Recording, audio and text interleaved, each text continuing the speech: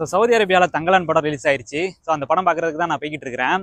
So அப்படியே தங்கலான் படம் பார்த்துட்டு அங்கே இருக்கிற யாருன்னா தமிழ் பீப்புள் இருந்தாங்கன்னா அவங்க கிட்ட அந்த படம் எப்படி இருக்கு அப்படிங்கிறது அவங்களோட ஒப்பீனியனையும் கேட்டுட்டு என்னோட ஒப்பீனியன்கிறது என்னங்கிறதையும் இந்த வீடியோவில் ஷேர் பண்ண போகிறேன்.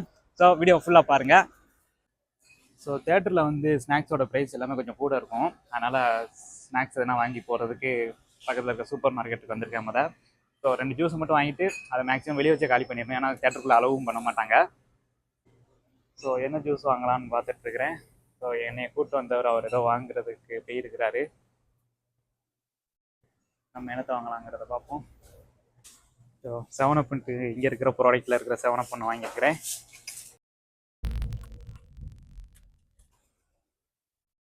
ஸோ மூவி பார்க்கலாம் நம்ம வந்திருக்கிறது தான் இந்த வெஸ்ட் அவென்யூ மால் தமாம்.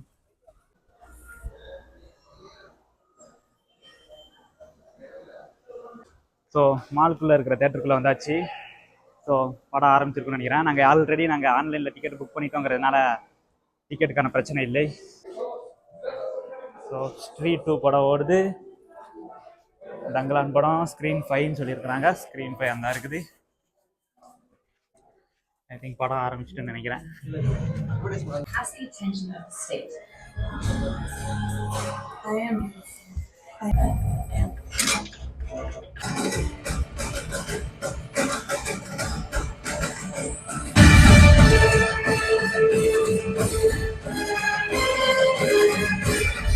ஸோ படத்தோட ஃபர்ஸ்ட் ஹாஃப் முடிஞ்சது. ஸோ இன்ட்ரோலில் வெளியே வந்து நிற்கிறேன். இங்கே மேக்ஸிமம் தமிழ் படங்கள் ரிலீஸ் ஆனாலுமே அதில் வந்து சப்டைட்டில்ஸும் ஓடும். அதாவது அரபி சப்டைட்டில்ஸும் ஓடும். அது இல்லாமல் இங்கிலீஷ்லேயும் சப்டைட்டில்ஸ் போடுவாங்க. எதுக்குன்னா அரபிக்காரங்களும் வந்து சிலவங்க தமிழ் படங்கள் இந்த மாதிரி இந்தியன் ஃபிலிம் பார்க்குறதுனால ஸோ இந்த மாதிரி சப்டைட்டில்ஸ் தான் ஓடும். ஸோ நான் இப்போ கொஞ்சம் வெளியே உட்காந்துருக்கிறேன் இன்ட்ரோங்கிறதுனால. ஸோ ஆஃப்டர் நெக்ஸ்ட் மந்த் நம்ம தலைவர் ஜோக்கர் படம் வருது. ஸோ இந்த படம் கண்டிப்பாக பார்ப்பேன். ஏன்னா நான் வந்து ஒரு பயங்கரமான டிசி ஃபேன். ஸோ அதனால் இந்த படத்துக்கு நான் கண்டிப்பாக போவேன். ஸோ நிறைய ஸ்க்ரீன் கிட்டத்தட்ட 6-7 ஸ்க்ரீன் கிட்ட இருக்குது. ஒவ்வொரு ஸ்க்ரீன்லேயும் ஒவ்வொரு படம் ஓடுது. ஸோ தேட்டரில் படம் பார்த்துட்டு இருக்கும்போது என் வீடியோ பார்த்துட்டு என்னை ரெகனைஸ் பண்ணிட்டு வந்திருக்காங்க. ஸோ அவங்ககிட்ட படம் எப்படின்னு கேட்டுருவோம். படம் எப்படி ப்ரோ இருக்கு சொல்லுங்க அதை பத்தி. சொல்லுங்க உங்களோட ஒப்பீனியன். சொல்றதுக்கு ஒண்ணு இல்லைங்க. படம் நல்லா ஒரு பிளான் பண்ணி தான் எடுக்கணும்னு பிளான் பண்ணி வந்திருக்காப்லனா அவர் சொன்ன விதம் வேற, சொல்ல வேண்டிய விதம் வேற. இல்ல நீங்க என்ன எதிர்பார்த்து வந்தீங்க, என்ன எப்படி இருக்கு? ரஞ்சித் படம்னால ஒரு கமர்ஷியல் ஒரு எலிமெண்ட்ஸ் இருக்கும் சரிங்களா. ரெண்டாவது வந்து சோசியலுக்கு ஒரு எலிமெண்ட் இருக்குங்கிற அந்த ஒரு ஆஸ்பெக்ட்ஸா தான் வந்திருந்தோம். பட் பாத்தீங்கன்னா எல்லாருமே பயங்கர லாக்கா இருந்துச்சு. இல்ல இப்போ எனக்கு இப்போ பாரஞ்சித்தை எடுத்துக்கிட்டீங்கன்னா எனக்கு வந்து அவரோட ஐடியாலஜி மேல அவ்வளவு விருப்பம் கிடையாது. எனக்கு அவரோட ஐடியாலஜியை திணிக்கிற மாதிரி இருக்கும் மக்கள் கிட்ட. சோ அதை பத்தின உங்களோட கருத்து என்ன? இல்ல அதை பத்தி நம்ம பேசக்கூடாது. ஒரு பிலிம் மேக்கரா வந்து அவர் ப்ராப்பரா பண்றாரா இல்லையா அப்படிங்கறத படம் பார்க்கலாம். சரி, அப்ப பிலிமை பத்தி சொல்றதா இருந்தா எந்த குறைகள் இருக்கு அப்படின்னு. பிலிம் மேக்கரா இந்த பிலிம் மேக்கர் வந்து நம்ம ஒரு ட்ராக் பிடிச்சு போறோம் அப்படின்னோம்னா அந்த ட்ராக்ல கரெக்டா போகும். அதுல வந்து இப்போ சர்பட்டா பரம்பரை எடுத்துட்டோம்னாலும் சரி, எடுத்துட்டோம்னாலும் சரி, அதுக்கு ப்ரீவியஸ் மூவி இந்த 3-4 மூவி எடுத்துட்டோம்னா ஒரு ப்ராப்பர் வேல போயிட்டு இருக்கும் படம். ஆனா அதுக்கு டோட்டலா டேமேஜ் பண்ண படமா தான் இந்த படம்.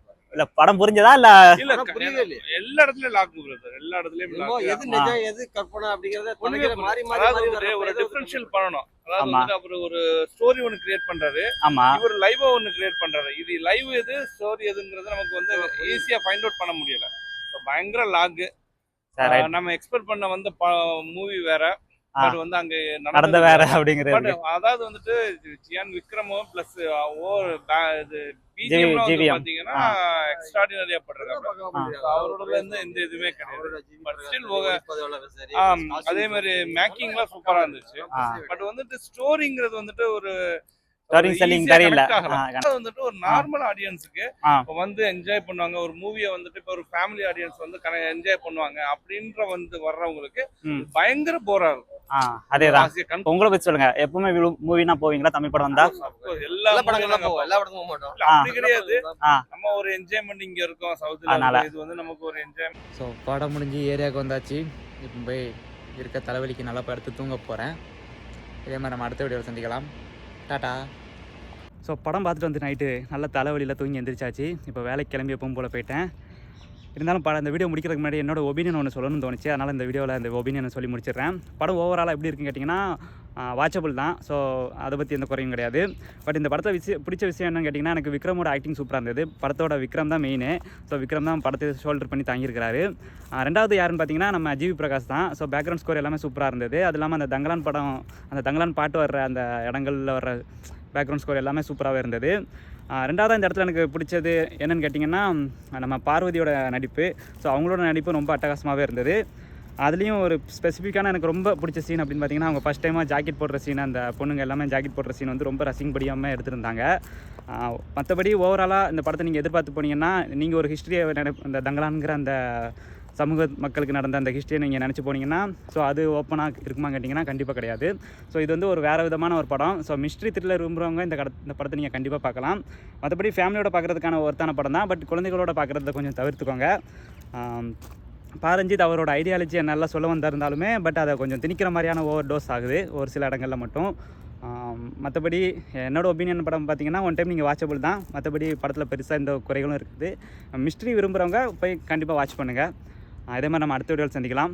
மறக்காமல் நம்ம சேனல் சப்ஸ்கிரைப் பண்ணிவிட்டு ஃபாலோ பண்ணி விட்ருங்க. நன்றி.